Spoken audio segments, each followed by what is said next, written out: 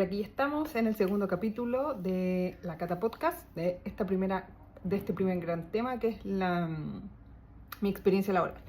Ya, el capítulo anterior vimos o les conté de mi historia de cómo llegué a Ingeniería en Administración de Empresas, ¿cierto? Y ahora les voy a contar como la práctica y ese primer gran año donde yo busqué incansablemente el trabajo. Ya, entonces, era diciembre del año 2009, yo había egresado y teníamos que buscar la práctica profesional. A esa altura, no se desesperen, porque está todo el mundo buscando prácticas laborales. En verdad, es una época súper difícil, como para las carreras convencionales, ¿cierto? Como, por ejemplo, no sé, odontología o medicina, tienen prácticas como siempre y se van abriendo camino durante la carrera. Aquí uno sale y de repente tiene que hacer la práctica, ya. Para titularte tienes que hacer la práctica. Y además que te titulas el año siguiente, en general. Entonces, bueno, tenías la práctica y yo no encontré la práctica por ninguna parte. De hecho, una de las anécdotas que tengo es que con una amiga, la mejor amiga que me hice ahí en la carrera, estábamos buscando... pareciera que estoy leyendo, pero no estoy leyendo nada. Estoy mirando como aparece en memoria. Eso, gracias. Estábamos buscando, bueno, estábamos todos en la misma y todos por su lado viendo qué salía. Nadie tenía como un contacto, un dato fidedigno que digamos allá vamos a la segura. No, cada uno se estaba rascando por sí sola la práctica. Ya. Postulamos a la CCU, yo no quedo, mi amiga queda y tuve una práctica maravillosa, o sea, comparada con la mía. Y creo que mis otras amigas igual tuvieron buenas prácticas. Algunas en empresas chiquitas, de puras weas. La mía fue de puras weas. Fue ser secretaria, me la consiguieron finalmente el dato. Se supone que la secretaria de auditoría de Johnson, que en ese tiempo estaba en el metro como de Ñuble hacia abajo y por la línea 2, Rondizoni parece que era, y ahí uno caminaba para arriba súper solo. Bueno. Llego a la práctica ahí a hacerle reemplazo a la secretaria de auditoría. El ambiente, lo digo, un ambiente hostil, un ambiente muy raro. No, yo polla sin saber qué hacer, nadie te da muchas directrices, como que tenía que contestar el teléfono y lo que me pidieran. Igual iba a ser por 3 meses o 2 meses, parece que la hice por 2 meses. Y resulta que... mal, po. O sea, como yo decía, bueno, ¿y qué hago acá? Y para esto estudié 4 años, todo ese caldo de cabeza, ¿y qué voy a hacer? Bueno, aquí no quiero estar, te vaya aclarando con algunas cosas, y vais viviendo otras. Resulta que, no, nefasto. Y después se va a la secretaria de la gerencia general, que ahí fue aún más terrible, porque la secretaria de la gerencia general atendía al gerente general, trabajaba para el gerente general, para el contralor y para un abogado, que era el abogado corporativo. El abogado, un amor, se llamaba, no sé, Eduardo, me acuerdo, y muy amoroso, súper rapidito, así como todo, andaba siempre corriendo, papá. El contralor, que se llamaba, no sé, porque él sí que era mayor, Dagoberto, un friki para mí, o sea, en ese tiempo de llegar como a un lugar donde ya, Cata, la secretaria de la gerencia general me dice, ya, tú al tienes que dejarle los papeles acá, como puras indicaciones de cosas súper domésticas. Entonces, tienes que dejarle los papeles acá, tienes que dejarle el cafecito hasta ahora acá, cuando lo almuerzo tú le preguntas que no sé qué más, puras cosas así. Menos mal, había una secretaria que estaba como al lado mío, que era del gerente de finanzas, si mal no recuerdo, que él tenía un papel igual súper importante en la empresa. Y en el otro piso trabajaba como otras gerencias, que también estaban como los encargados de vestuario y algo así, y que yo nunca fui a ese piso. Y al fondo estaba tesorería, como los cabros que trabajaban para la tesorería, que mira, no me acuerdo bien. Y el gerente pasaba por al lado mío y se iba hacia el fondo. Y él tenía un chofer y el chofer era muy buena onda y él como que me dio algunos tips, pero siempre desde la seriedad. En ese tiempo era el Dios que pasaba por ahí al lado tuyo, él te dejaba el chaquetón arriba de la mesa, después te lo tenías que ir a colgar a su oficina, que creo que eso nunca lo hice porque parece que, si mal no recuerdo, venía como el mismo chofer a buscarlo y se lo llevaba. Era una cosa, pero de otro Chile, weón, ¿no? O sea, eso debe pasar todavía en algunas empresas donde las cabezas, los líderes, son tan mayores, ¿cachai? Que están acostumbrados y crecieron en una escuela súper distinta a la que uno pensaba que se iba a habituar o iba a salir a trabajar, o las cabecillas de ahora, ¿cachai? Como muy distinto. Bueno, entonces este caballero con cueva saludaba, se me olvidó el nombre del gerente, pero se los voy a colocar, pero el caballero ya es fallecido o está muy para la cagada porque era muy mayor. Es muy famoso porque era un judío, creo, entonces... Calderón, algo de Calderón era su nombre, su apellido. Bueno, el asunto es que la secretaria, que se llama Mónica, muy amorosa, y ella me da como unos calmantes para la época. Hablábamos de todo, de la vida, yo me paraba un poco a su puesto, porque ella sí que no se paraba de su puesto, además que para ella era un trabajo fijo, yo iba pasando, entonces, pero yo ahí al pie del cañón. No sé si me habrán dado las gracias o algo, pero bueno, resulta que yo me voy un viernes 28 de febrero, el día del terremoto, y salimos a una despedida, me iban como a hacer la despedida de esta práctica en el Plaza Vespucio. Y estábamos ahí en el segundo piso, en Entre Negros, parece que era una sede del Plaza Vespucio que tenía ahí, y ahí estábamos carreteando. Yo ya me había ido porque ya eran como las 3 de la mañana, pues eran como las 2:30, ponte tú, y salgo al semáforo, me van a dejar a un taxi y terremoto, y esa weá me pilla justo en como el techito de la autopista pasa por abajo ahí en el Plaza Vespucio y arriba hay un bandejón que pasan los autos de Freeland Road, creo que es esa calle. Bueno, la cosa es que ahí yo firmaba un semáforo llamando a mi mamá, yo tenía unos copetes en el cuerpo, entonces después me tuve que ir caminando, bla, bla, bla. Todo oscuro por la calle que yo subía, que era San Luis de Macul, bueno, en fin, por ahí. Así termina mi práctica. Un año de mierda finalmente, como por temas laborales, como por ingresar gente nueva a los trabajos, po. Yo creo que ahí se afiató a harta gente, deben haber despedido a harta gente también, porque muchas cosas que se paran con las producciones, los camiones, todo se paró porque no se podía andar por la ruta 5. Entonces, bueno, todo lo que ya sabemos, pero a lo mejor, bueno, estos pollos que van a ver mis videos, o a los que yo les estoy dedicando estos videos, no saben como de todas las fuentes del impacto que hubo, o la repercusión que hubo aquí en Santiago en ese terremoto, ¿cachai? Si son de regiones, en regiones quizás lo vivieron distinto, hay gente que ni se dio cuenta, bueno, aquí en Santiago igual, pero aquí quedó la mansa caga. Igual, ¿cachai? Yo sé que para el sur fue lo peor, pues, o sea, una tragedia nacional, pues sí, eso lo sabemos, sí sé. Pero aquí en Santiago igual, porque se cortó la luz harto rato, como había sectores que no llegaba nunca la luz, duró muchísimo, bla, bla, bla. Bueno, entonces después de eso salimos a buscar, me acuerdo con una amiga, a tirar currículum, ya que todos habíamos hecho la práctica. Bueno, a todo esto la práctica de mi amiga en la CCU fue entretenida, porque ella trabajó para la tesorería, si mal no recuerdo. Bueno, en algún momento la voy a tener acá en el podcast, le vamos a preguntar. Y tenía que dejar papeles, que se rodeaba con gente bacán, era un ambiente mucho más juvenil, más grato, tenían una máquina dispensadora de juguitos, cositas así, cafecitos, no sé, era una cosa mucho más... En la sede que estaba yo de Johnson & Johnson, que era el corporativo, era una weá que se caía a pedazos, pues nadie había invertido en amononar esos rincones, eran una cosa muy fome, como un ambiente muy viejo, ¿cachai? Como poco juvenil.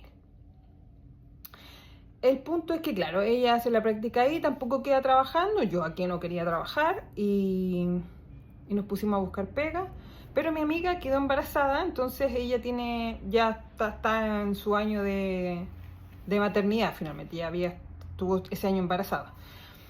Y mis otras amigas, con una salí a buscar pega, fuimos a Ciudad Empresarial, con currículum en mano, pasando por todas las grandes empresas, a dejar el currículum a recepción, hoy estamos buscando pega, para qué cosa, para lo que sea, mira, donde sea, para lo que sea. así salimos, me acuerdo, salimos como todo un día sin un peso para comprarnos ni una huevada. Bueno, en ese tiempo Ciudad Empresarial tampoco estaba tan top y no habían tantos locales, habían cosas carísimas. Creo que el Starbucks ya estaba, pero era carísimo. Nosotros no teníamos plata más que para la micro y una agüita y un sanguchito que nos llevamos. Y estuvimos todo el día en esa.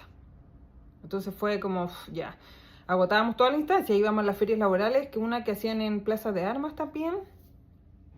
Mira, hicimos hartas cosas, nos movimos harto, bueno, en Laborum y en Trabajando, que eran las plataformas del momento, también tirábamos currículum, jamás no funcionó, yo como les había contado, no tenía una red de contactos, como que, ¿qué hacía? Pues iban pasando los meses, te empecé a angustiar un poco porque tú decís, chucha, ¿estudié para qué finalmente? Y ahí me volvió a mí un poco como la crisis existencial, pero la viví de mejor manera también porque conocí otro grupo de amigos y como que con ese grupo de amigos salíamos harto a tomar pura escudo finalmente, si nadie tenía plata en ese tiempo, pero bueno, matábamos el tiempo.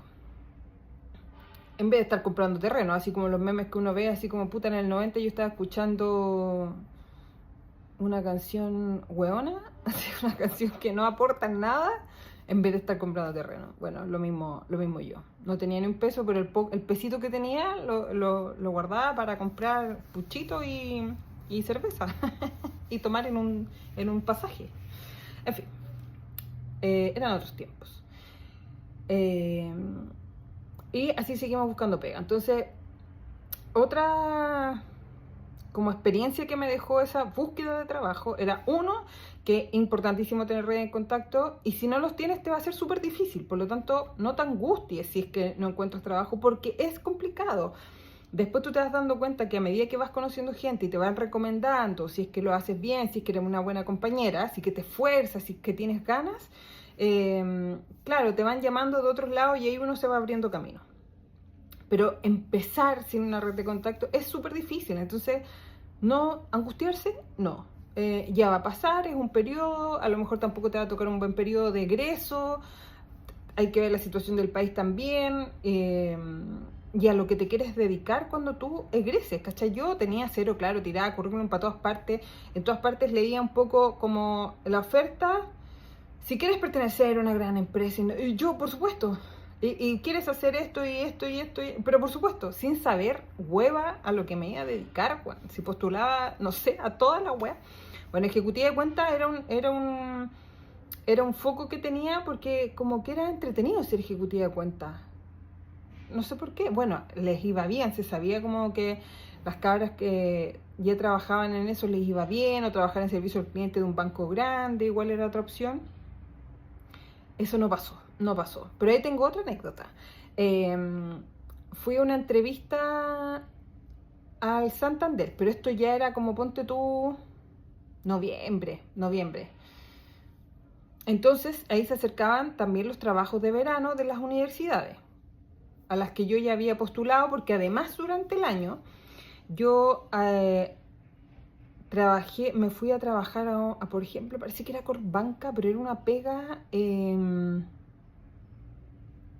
pega así ir a ordenar, ir a digitar unos papeles a una oficina también del centro que se caía a pedazos. El ambiente no era malo, pero como que al practicante siempre, o a esta persona que va de externa, hacían el vacío, porque no era solo a mí, a mis compañeros que les tocaba en otras áreas del mismo banco o en otros bancos, también como que le hacían el vacío y más de alguno tenía una buena llegada como en el equipo y le abrían sus puertas finalmente. Si uno es pollo, uno no va a llegar así como, ¿dónde almorzamos? No, eso no va a pasar. Te tienen que ofrecer ir a almorzar. Y la gente como que ya antigua como que no te pesca nomás. No están ni ahí porque esta cara está de paso. Pero, bueno, yo digo, aunque esté de paso, si es lo mismo, es una experiencia humana. O sea, por lo tanto, acoge al weón que llegue ahí, pues, ¿cachai? Si está digitando nomás, no te va a quitar el puesto, no viene con un serrucho, no sé, bueno. Uno con el tiempo entiende que nada es personal, que finalmente cada uno está en su proceso, hay gente que también van a despedir, de repente uno llega a un ambiente que se corta el hilo con un cuchillo, ¿cómo ya no me acuerdo, no importa. Entonces, bueno, uno no sabe, entonces uno no sabe a lo que llega. Por eso uno siempre actuando igual, parejito, con la misma gana, hola, buenos días, te saludan, no te saludan, no importa, tú siempre saludar, bla, bla, bla. Esa pega la tuve también como durante ese año, durante ese 2010. Pero fue un fiasco, de hecho creo que ni siquiera la terminé, porque francamente no iba a estar viajando al centro, yo vivía acá en Peñalolén, a viajar al centro a puro perder plata. No, no. O sea, habré estado al mes, no sé, me salí, ya. Y también fue a Walmart. Me llamaron de una entrevista y tenía que ir presencial a un líder que está por Avenida La Florida, es un líder grandote. No sé los paraderos, pero el primer líder que está después de Vespucio para allá, al lado derecho. Como yendo al cajón del Maipo, el primer líder grandote. Y eran servicios financieros. ¿Y qué iba a hacer? No tengo idea, pero llegué y también un ambiente de mierda, weón. Ahí no me acuerdo los nombres, nada, si estuve un puro día y después no contesté el teléfono.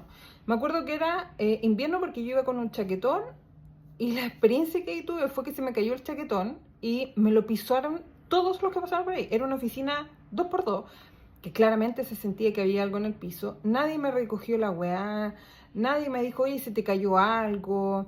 El casino que tenía era una mierda, francamente. Si líder tiene esos casinos, uy, lo siento tanto por la gente que trabaja ahí, bueno, no sé si habrán mejorado. Pero en ese tiempo era un casino de unas sillas plásticas, una cosa, pero uy, espantosa. Y dije, pero ahí la angustia a todo lo que daba.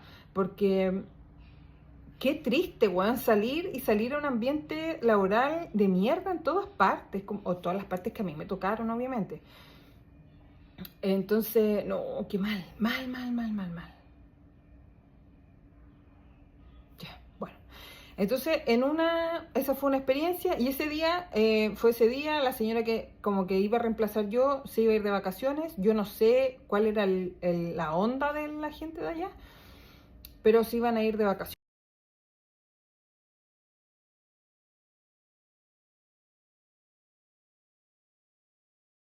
Sí, llegaron hasta acá, vieron el tremendo fe de erratas que les coloqué al final, porque sentía la necesidad de corregir a los personajes digo, a la gente con la que trabajé, que Marcelo Calderón finalmente era el dueño de Johnson, para los que a lo mejor ya alguien cachaba a medida que escuchaba el video me iba corrigiendo. Marcelo Calderón era el dueño y Juan Pablo Sáenz, que era la persona que tenía oficina al lado donde estaba yo, que su secretaria era Mónica, era el gerente general. Pues. Entonces, y él se fue al poco tiempo de que yo había estado ahí, se fue como a mitad de año del 2010. Y Marcelo Calderón falleció el año 2015, como también puse en el video. Al poquito rato que yo estuve, si ya era, él se veía súper mayor, caminaba lentito y todo, bueno.